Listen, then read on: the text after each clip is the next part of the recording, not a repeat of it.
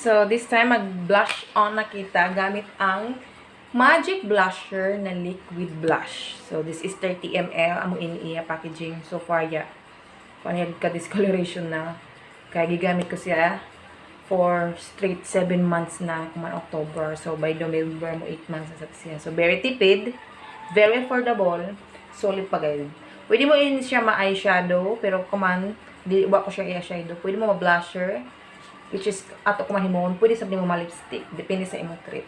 So, kanaman gitawag siya na magic blusher kay because it's white. Pero pag irab mo or i-massage siya, damo idabagan ini. Bananta. Mo pink na dayon, guys. So, this is it. Perfect ini sa mga conservative girlies. O, kita. Di ba?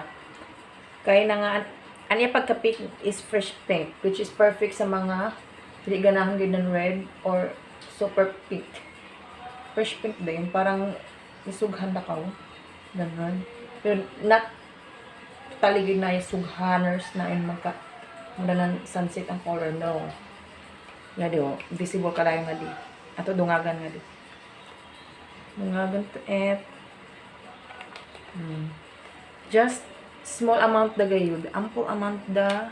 Then kung di pagid ni mo kuan gusto ang color, just add kung may gamayon da lamang untud ma-achieve ang iya yung kagustuhan na color. So I'm done putting my blush on. So this is the packaging again. Sa likod, sa front, sa likod may mga how to use or instruction din, may mga ingredients. Check the ingredients kay basin magka kuan ka mag allergy. So this is it. Bye.